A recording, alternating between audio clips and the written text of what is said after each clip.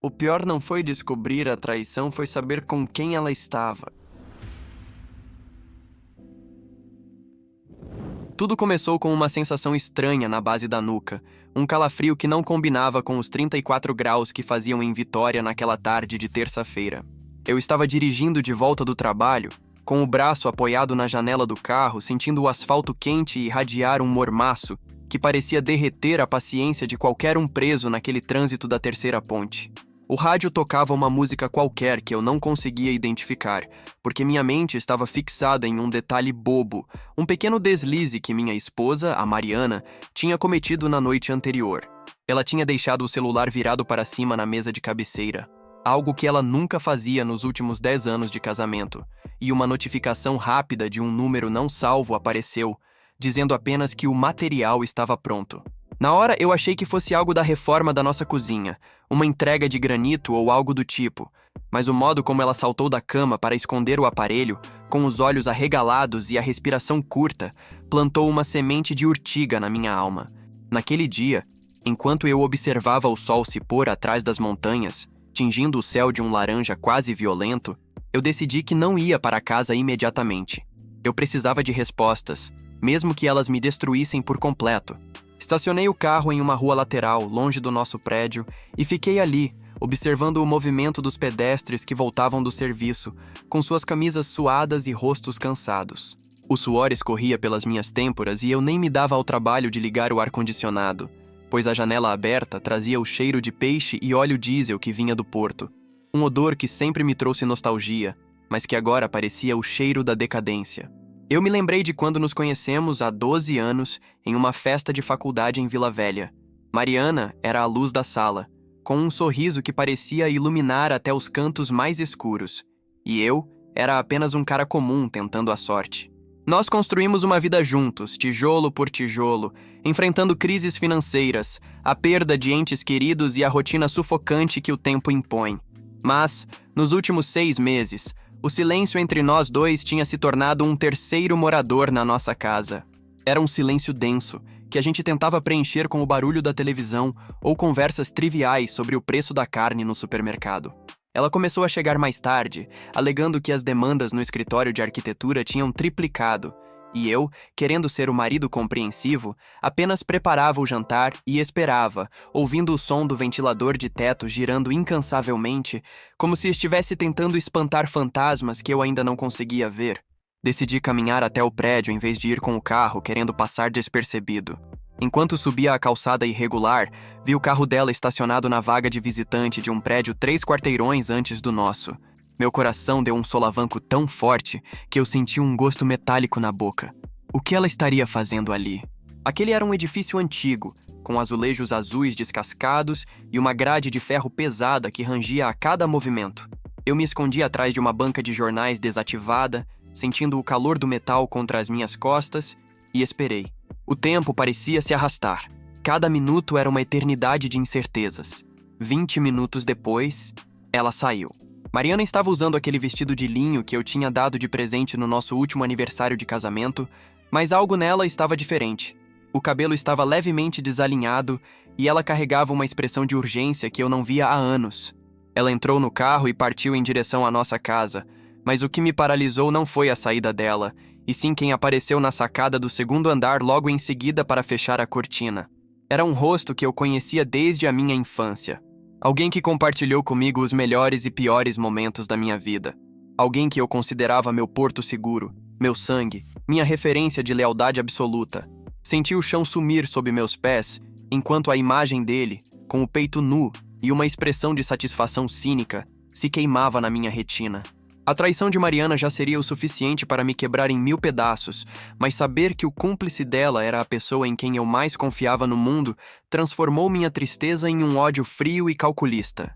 Eu não gritei, eu não chorei, eu apenas fiquei ali no meio da calçada, enquanto o vento da noite começava a soprar, trazendo um pouco de alívio térmico que meu corpo não conseguia processar. Eu precisava subir lá. Eu precisava confirmar se o que eu vi não era uma alucinação causada pelo calor e pelo estresse. Caminhei até o interfone com as mãos trêmulas, mas parei antes de apertar o botão. Se eu subisse agora, eu estragaria tudo. Eu precisava de provas, precisava entender como aquela trama de espinhos tinha sido tecida sob o meu nariz por tanto tempo sem que eu percebesse um único fio solto. Voltei para o meu carro, sentindo cada passo como se estivesse carregando toneladas de chumbo. Quando finalmente entrei no veículo, o interior estava sufocante, mas eu não me importei. Peguei o celular e vi 3 chamadas perdidas da Mariana me perguntando se eu ia demorar para o jantar, dizendo que tinha feito aquela lasanha que eu tanto gostava. A hipocrisia dela me causou uma náusea tão profunda que eu tive que abrir a porta para não vomitar ali mesmo. Como alguém consegue manter uma máscara de normalidade enquanto destrói a vida de outra pessoa por trás? E pior, como ele conseguia me olhar nos olhos todos os domingos nos nossos churrascos de família, rindo das minhas piadas e me dando tapinhas nas costas? A dor da descoberta foi como um corte de navalha cega. Não é limpo. Ele rasga e deixa bordas irregulares que demoram décadas para cicatrizar. Eu dirigi de volta para casa no modo automático, o cérebro trabalhando a 1000 por hora, montando um quebra-cabeça onde todas as peças eram feitas de mentiras. Cheguei em casa e encontrei a mesa posta. Mariana estava lá, com um sorriso doce e o cheiro de perfume floral que eu sempre adorei, mas que agora cheirava a traição e podridão. Ela me abraçou e eu senti meu corpo enrijecer, uma reação instintiva de repulsa que ela pareceu não notar, ou talvez estivesse ocupada demais mantendo o seu próprio teatro. Comemos em silêncio, o único som sendo o dos talheres batendo no prato e o zumbido constante da geladeira velha. Eu olhava para ela e via uma estranha. Cada gesto dela, cada palavra parecia ensaiado.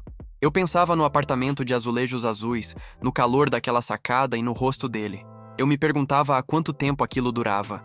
Foram meses? Anos? Será que os sorrisos dele no Natal eram genuínos ou ele estava rindo da minha cara o tempo todo?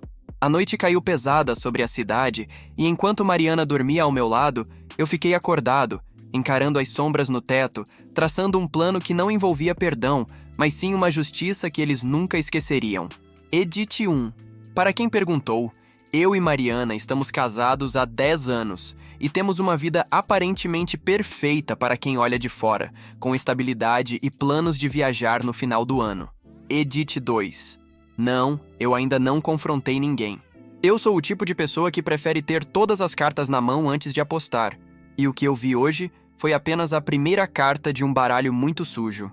Edit 3. Estou escrevendo isso do sofá da sala enquanto o resto da casa dorme. O ar-condicionado está ligado no máximo, mas eu ainda sinto um calor insuportável queimando por dentro. A máscara que começa a rachar sob o sol do meio-dia e o plano que nasceu do ódio. Acordei na quarta-feira com o som estridente do despertador às 6 da manhã, mas a verdade é que eu não tinha dormido nem por 60 minutos. Passei a madrugada inteira como um vigia de mim mesmo, ouvindo a respiração rítmica da Mariana ao meu lado, sentindo um asco que subia pela garganta toda vez que o braço dela roçava no meu durante o sono. O quarto estava gelado por causa do ar-condicionado, mas por dentro eu sentia como se estivesse caminhando sobre brasas. Quando a luz do sol começou a entrar pelas frestas da persiana, revelando a poeira dançando no ar, eu soube que minha vida como eu a conhecia tinha acabado. Levantei-me sem fazer barulho, sentindo cada junta do meu corpo protestar, e fui para a cozinha. O cheiro de café passado que ela preparou minutos depois parecia um veneno perfumado. Eu a observei enquanto ela cortava uma fatia de mamão, os movimentos delicados, a mesma mulher que eu amei com cada fibra do meu ser, agora reduzida a uma imagem borrada de falsidade. Eu precisava agir com a frieza de um cirurgião. Qualquer movimento brusco, e eles perceberiam que o animal acuado tinha aprendido a morder. Saí de casa dizendo que tinha uma reunião externa em Cariacica, uma mentira que saiu da minha boca com uma facilidade que me assustou. Na verdade, meu destino era uma loja de eletrônicos escondida no centro da cidade, um lugar que cheirava a solda e plástico queimado. Comprei 2 gravadores de voz minúsculos e uma câmera espiã que cabia dentro de um carregador de celular comum. O vendedor, um homem de meia-idade com olhos cansados, não fez perguntas, e eu agradeci por isso. Paguei em dinheiro vivo, R$ 450 que não deixariam rastro em nenhuma fatura de cartão de crédito. Enquanto eu voltava para o carro, o calor já começava a castigar a cidade. O asfalto da Avenida Jerônimo Monteiro parecia pulsar, e o reflexo do sol nos prédios espelhados me dava uma dor de cabeça latente. Eu me sentia um estrangeiro na minha própria rotina. Cada pessoa que passava por mim, cada sorriso de estranhos na rua, me parecia uma afronta. Eles não sabiam que o meu mundo tinha desabado, que a lealdade tinha sido enterrada em um apartamento de azulejos descascados. Passei o resto da manhã dentro do carro, estacionado em um lugar estratégico perto do escritório dela. Eu precisava entender a logística da mentira. Usei o tempo para ligar para a pessoa que mais me machucava pensar. Meu irmão, o Ricardo. Sim, o rosto que eu vi na sacada era o dele. O meu único irmão, aquele que eu ajudei a pagar a faculdade de Direito quando nosso pai faleceu, o cara que eu carreguei no colo quando era pequeno. A voz dele no telefone soou normal, alegre até. "E aí, meu velho, vai ter aquele peixe no domingo?" Ele perguntou, com uma naturalidade que me fez cravar as unhas no volante até o couro ranger. Eu respondi que sim, que estava tudo certo, mantendo o tom de voz estável enquanto as lágrimas de puro ódio queimavam meus olhos. Desliguei e soquei o painel do carro com toda a força que tinha. A dor física na mão foi um alívio bem-vindo para a dor que rasgava meu peito. Como eles podiam ser tão cruéis a ponto de planejar churrascos em família enquanto compartilhavam segredos entre quatro paredes? Por volta das 11h30, vi o carro da Mariana saindo da garagem do prédio comercial. Eu a segui mantendo uma distância de 2 ou 3 carros. Ela não foi para nenhum restaurante chique ou reunião de negócios. Ela parou em uma farmácia de manipulação, comprou algo rápido e depois seguiu para o mesmo lugar de ontem. O prédio de azulejos azuis. Dessa vez não fiquei apenas observando de longe. Estacionei o carro, coloquei um boné e óculos escuros e entrei no prédio logo atrás de um entregador de comida. O corredor era escuro e cheirava a desinfetante barato e mofo. Subi as escadas de concreto, sentindo o coração martelar nas costelas como um prisioneiro tentando fugir. Parei diante da porta do apartamento 202. Encostei o ouvido na madeira fria e o que ouvi destruiu o último resquício de esperança que eu ainda guardava em algum canto obscuro da minha mente. Era o som de risadas. Eles estavam rindo. Mariana dizia algo sobre como eu era previsível, sobre como era fácil me enganar dizendo que ela estava sobrecarregada no trabalho. E então, ouvi a voz do Ricardo. "Ele é um bom homem, Mari, mas é lento demais. Ele vive no mundo da lua." Aquelas palavras foram como 1000 agulhas sendo espetadas diretamente no meu centro nervoso. Eu não era apenas o marido traído. Eu era o motivo da piada entre os dois. Fiquei ali parado por o que pareceram horas, com a testa encostada na porta, respirando o ar abafado daquele corredor. A vontade era de arrombar a porta, de voar no pescoço dele, de gritar até que meus pulmões falhassem. Mas eu não fiz nada disso. Uma calma gelada, quase sobrenatural, tomou conta de mim. Eu não queria apenas o fim do casamento. Eu queria que eles sentissem o peso de cada mentira. Eu queria que a queda fosse tão alta que eles nunca mais conseguissem se levantar. Saí do prédio sem ser notado, o suor encharcando minha camisa, e voltei para o carro. O sol do meio-dia estava implacável, fazendo a lataria queimar ao toque. Dirigi até uma praia isolada e fiquei olhando o mar por um longo tempo, ouvindo o barulho das ondas quebrando nas pedras. A natureza era indiferente à minha dor, e de certa forma, isso me ajudou a focar. O plano começou a se formar. Eu tinha acesso às contas do escritório de arquitetura dela, já que eu cuidava da parte contábil como um favor pessoal. Comecei a puxar os fios. Mariana não estava apenas me traindo. Ela estava desviando dinheiro de projetos para manter aquele apartamento secreto e para ajudar o Ricardo com dívidas de jogo que eu nem sabia que ele tinha. A traição era financeira, emocional e fraternal. Era uma trilogia de desonestidade. Passei a tarde inteira em uma lan house de periferia, para não usar o meu computador pessoal, mapeando cada transferência, cada nota fiscal fria, cada conversa de e-mail que ela achava que tinha apagado permanentemente. Eu estava montando um dossiê que não seria entregue a um juiz de família, pelo menos não inicialmente. Eu queria algo mais visceral. Eu queria que toda a nossa família, todos os nossos amigos, vissem quem eles realmente eram. Ao chegar em casa à noite, agi como se nada tivesse acontecido. Mariana estava deitada no sofá, lendo uma revista de decoração. "O dia foi produtivo, querido?" Ela perguntou, sem tirar os olhos da página. "Muito", respondi, caminhando até o quarto para instalar os dispositivos que tinha comprado. Coloquei o gravador atrás da cômoda e a câmera no carregador perto da TV. Naquela noite, durante o jantar, ela sugeriu que convidássemos o Ricardo para jantar com a gente na sexta-feira. Eu olhei para ela fixamente e por um segundo achei que ela tivesse percebido algo no meu olhar. Mas ela apenas sorriu e serviu mais vinho. Ótima ideia, eu disse, sentindo o gosto de cinzas na boca. Afinal, família deve estar sempre unida, não é? O silêncio que se seguiu foi preenchido apenas pelo barulho do ventilador, que parecia sussurrar as verdades que eu ainda não tinha coragem de gritar. Edith.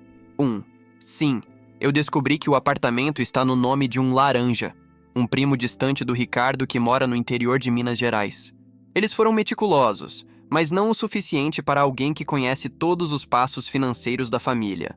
Edith 2. Muita gente perguntando por que eu não quebrei tudo logo. Eu já disse, raiva cega passa rápido. O que eu estou construindo é uma demolição controlada. Eu quero que eles percam tudo. A reputação, o dinheiro e, principalmente, a paz. Edith 3. O Ricardo sempre foi o preferido da nossa mãe, o garoto de ouro que nunca fazia nada errado. Mal posso esperar para ver a cara dela quando descobrir que o filho perfeito é um parasita que dorme com a esposa do próprio irmão. Rastros na areia, conversas gravadas e a descoberta de que o abismo não tem fundo. A quinta-feira amanheceu com um céu nublado, daquelas manhãs em que a umidade do litoral capixaba gruda na pele e faz a gente se sentir sujo mesmo logo após o banho. Eu saí de casa cedo, mas não fui trabalhar. Fiquei no carro, parado em um posto de gasolina na saída para a curva da Jurema, com os fones de ouvido conectados ao receptor da câmera e dos gravadores que eu havia instalado. Eu esperava ouvir apenas cochichos de amantes ou planos para o próximo encontro, mas o que as ondas de rádio trouxeram para os meus ouvidos foi um soco no estômago que me deixou sem ar por longos minutos. Mariana achava que eu já tinha saído, então ela ligou para o Ricardo. A voz dela, através do pequeno microfone escondido, não tinha nada daquela doçura que ela usava comigo. Era uma voz fria, calculista, quase metálica. Eles não estavam apenas falando de desejo, eles estavam falando de prazos. Mariana mencionou que o seguro de vida que fizemos no ano passado, aquele que eu insisti para garantir o futuro dela caso algo me acontecesse, já estava com todas as parcelas em dia. O Ricardo, do outro lado, riu aquela risada rouca de quem fumou a vida inteira e disse que, em breve, a gente não vai mais precisar se esconder nesse cubículo sujo. O mundo lá fora continuava girando. Caminhões passavam pela rodovia, pessoas compravam pão, o sol tentava furar as nuvens cinzas, mas dentro daquele carro eu senti o tempo congelar. Eles não queriam apenas me trair, eles estavam esperando, ou talvez planejando, o meu fim. A ganância deles tinha ultrapassado qualquer barreira moral. Senti um frio na espinha que nem o calor de 30 graus conseguia dissipar. Comecei a revisar mentalmente cada vez que Mariana insistiu para que eu fizesse aquele check-up médico, cada vez que ela se ofereceu para organizar meus remédios para a pressão. Será que a traição física era apenas a ponta de um iceberg de gelo negro?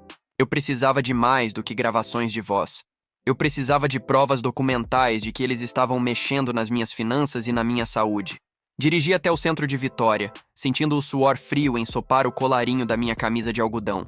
E fui até o cartório onde temos nossa conta conjunta e as procurações de família. O ar-condicionado do banco estava no máximo, mas eu tremia. Pedi um extrato detalhado dos últimos 12 meses, algo que eu nunca fazia porque confiava nela de olhos fechados. Quando o papel saiu da impressora térmica, cada linha era uma confissão de culpa. Pequenos saques semanais, sempre de R$2.000, R$3.000, feitos em caixas eletrônicos de bairros onde nem eu, nem ela costumamos ir.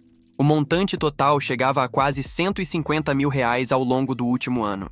Dinheiro que deveria estar na nossa poupança para a casa de praia, mas que foi drenado silenciosamente para alimentar a vida dupla do meu irmão e o luxo clandestino deles. O Ricardo sempre ostentou relógios caros e viagens para o Rio de Janeiro sob o pretexto de casos jurídicos importantes, mas agora eu via que o patrocinador daquela farsa era o meu próprio suor, desviado pelas mãos da mulher que eu beijava todas as noites antes de dormir.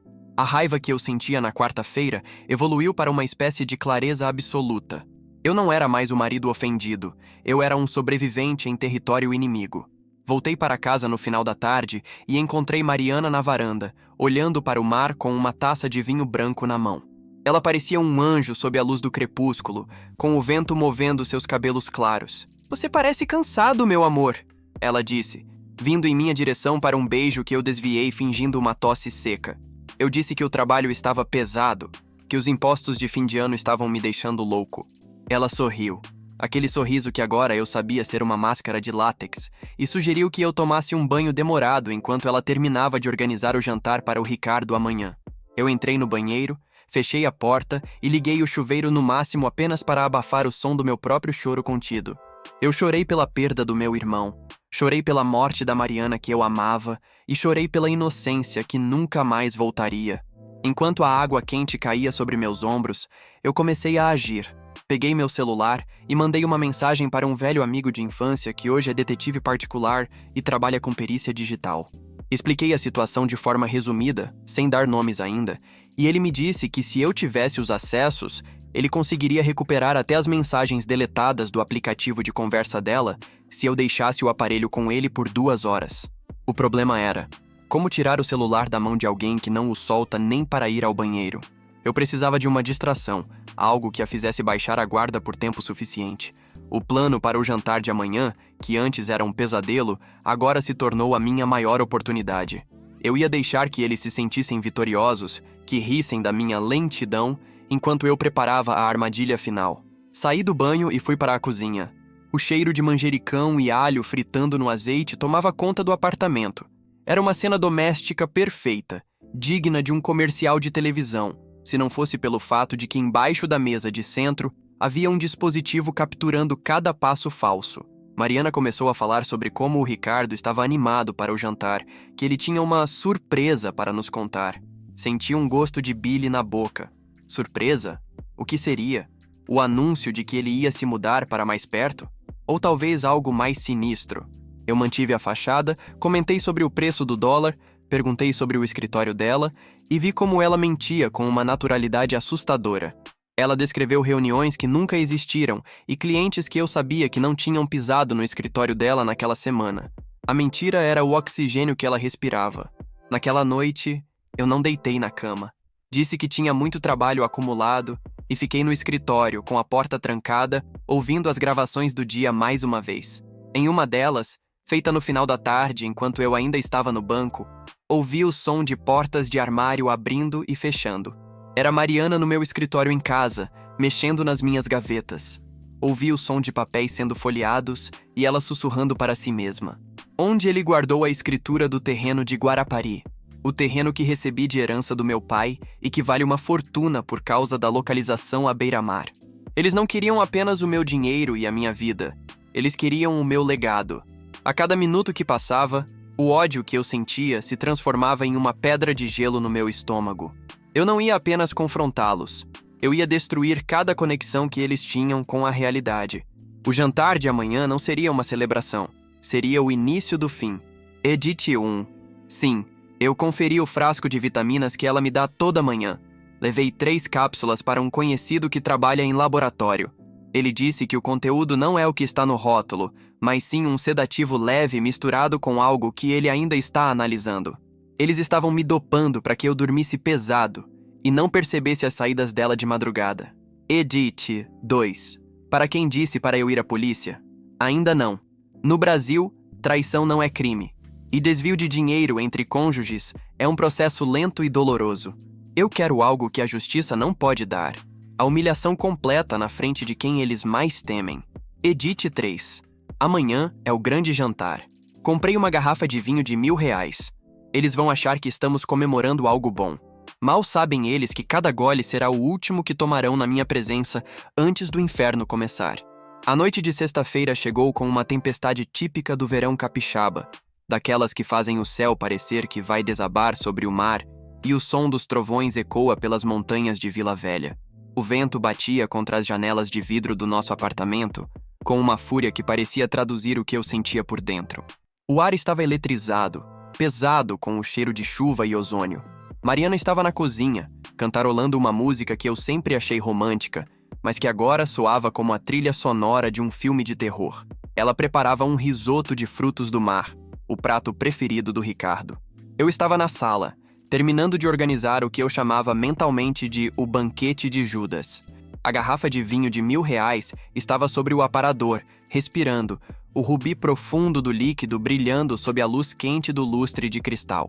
Eu havia instalado um projetor na sala, alegando que queria mostrar as fotos da nossa última viagem, mas o arquivo que estava carregado naquele pendrive não continha lembranças felizes.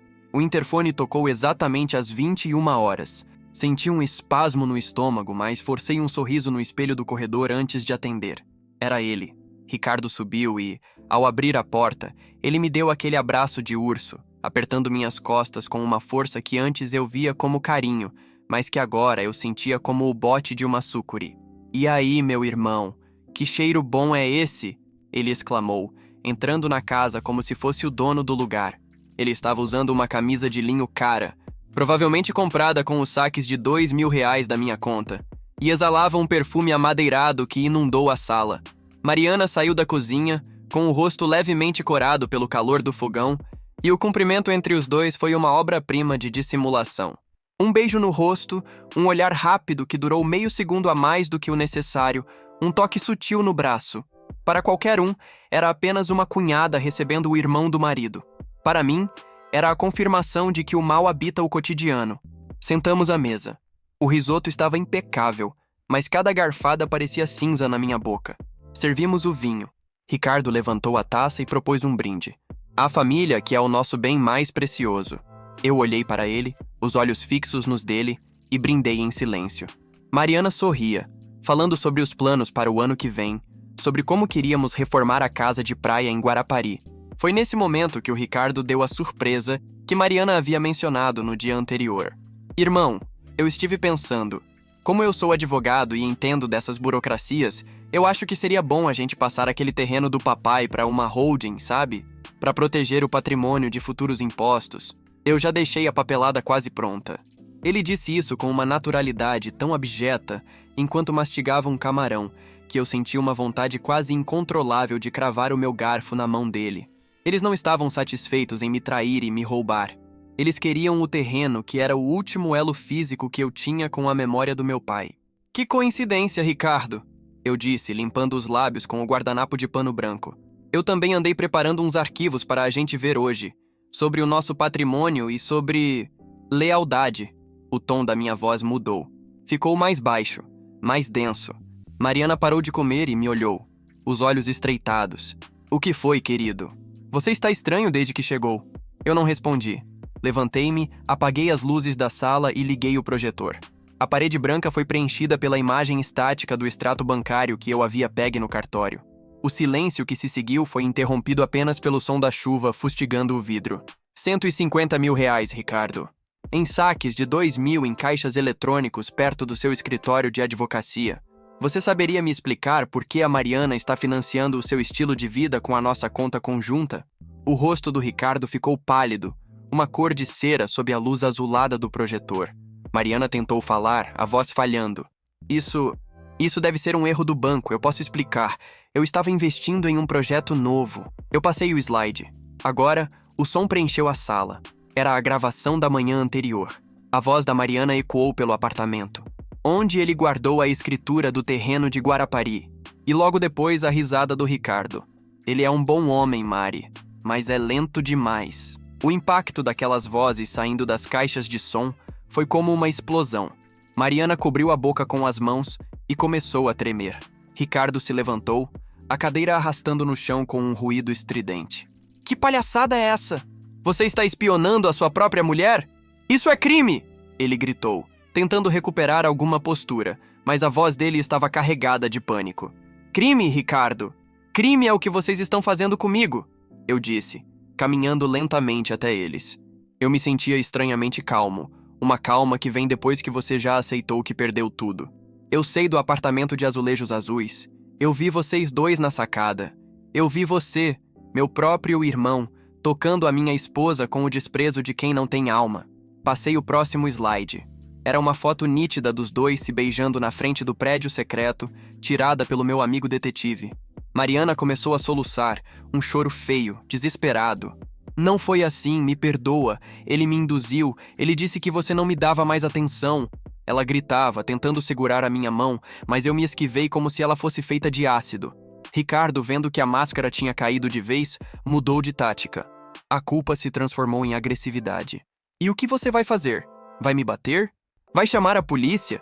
Você não tem nada contra mim legalmente, eu sou advogado, eu sei como as coisas funcionam." Eu ri. Foi uma risada amarga, seca. "Eu não vou te bater, Ricardo. E eu não vou chamar a polícia agora.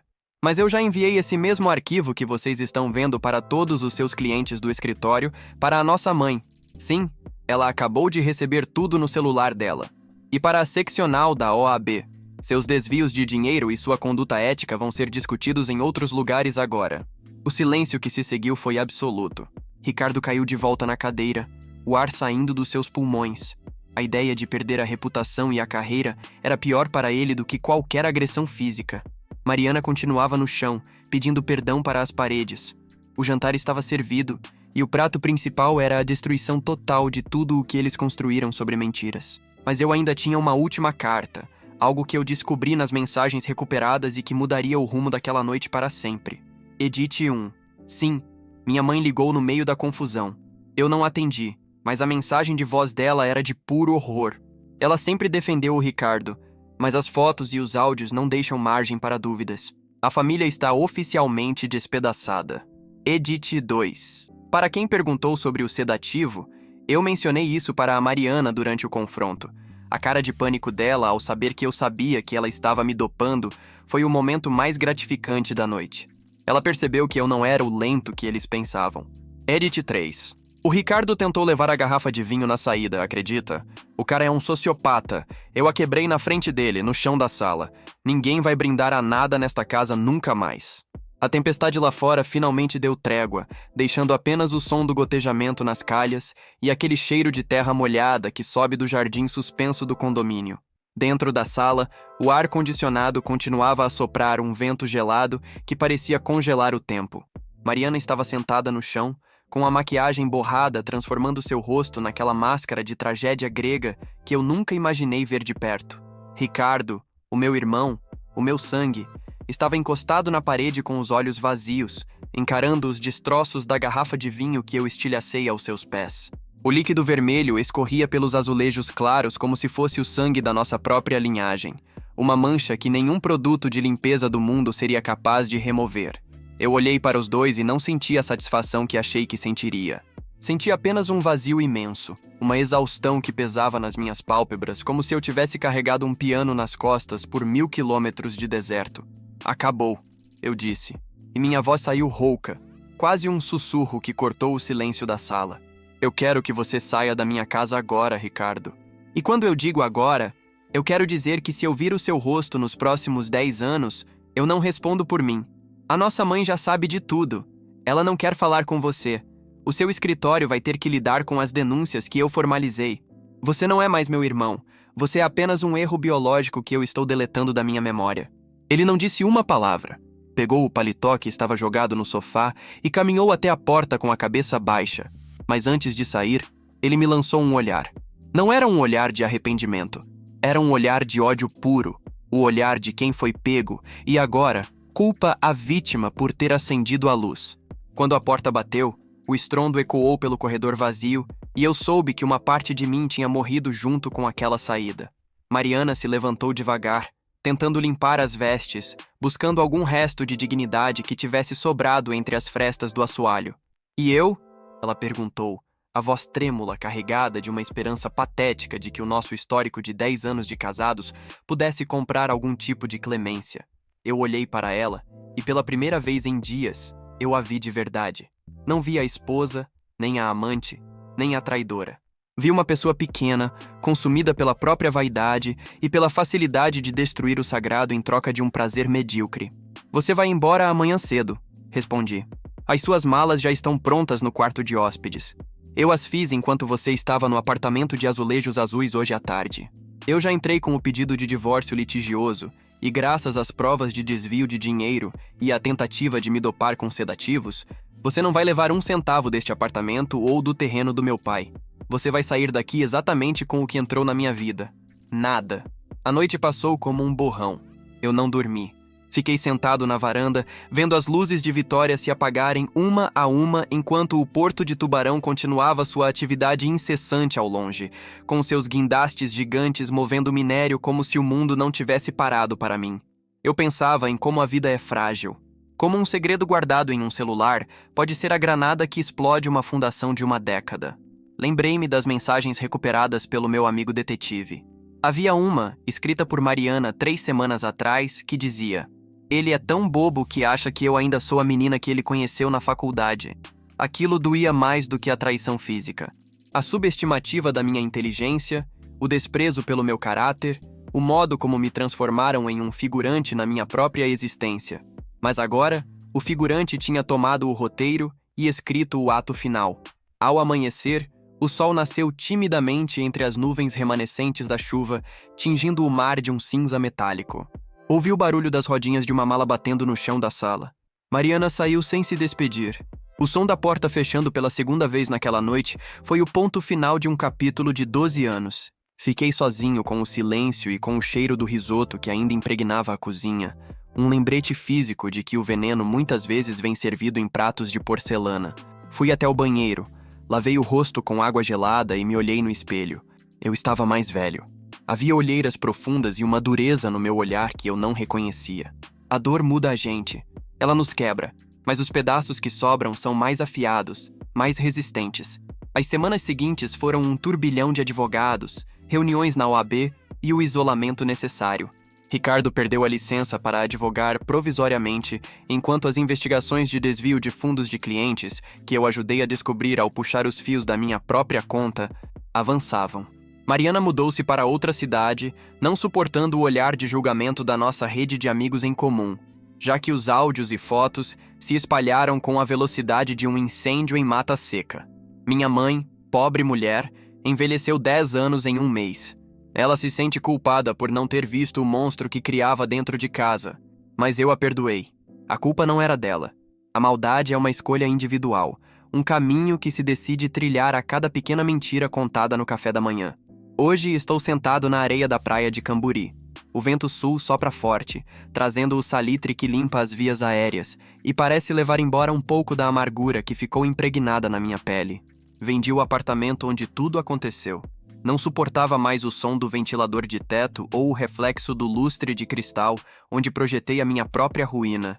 Comprei uma casa pequena perto do mar, onde o único som que ouço à noite é o das ondas e o do meu próprio pensamento. Muitas pessoas me perguntam no fórum se eu me arrependo da forma pública como destruí a vida deles. Minha resposta é sempre a mesma. Eu não destruí nada. Eu apenas tirei o pano que cobria a podridão que eles mesmos cultivaram. Se a verdade os destruiu, é porque a vida deles era feita de papel. Para quem leu até aqui e se perguntou quem é o homem por trás dessa história, eu deixo o meu último relato. Eu sou o Gabriel, o irmão que foi traído, o marido que foi enganado, mas, acima de tudo, o homem que sobreviveu para contar que a lealdade é um tesouro que poucos sabem carregar. O peso de ser um homem de palavra em um mundo de sombras é grande, mas a leveza de poder deitar a cabeça no travesseiro sem precisar de sedativos é a minha maior vitória. A saga termina aqui, mas a minha vida, de forma estranha e dolorosa, está apenas recomeçando sob o sol deste Brasil tropical que, às vezes, queima mais do que a gente pode suportar. Edite 1. Sim, eu sou o Gabriel. Muitos acharam que o relato era de uma mulher pela sensibilidade em alguns detalhes, mas a dor da traição não tem gênero. Ela é universal e visceral para qualquer um que coloca o coração nas mãos de outro. Edite 2. O Ricardo tentou me processar por danos morais e invasão de privacidade. O juiz quase riu na cara dele quando viu as provas de que ele estava planejando desviar o meu patrimônio e que a Mariana estava me medicando sem consentimento. O feitiço virou contra o feiticeiro. Edite 3. Estou bem. Comecei a fazer terapia e voltei a pescar. Algo que eu amava, e tinha parado porque ela não gostava do cheiro de peixe. Agora o cheiro de peixe é o cheiro da minha liberdade.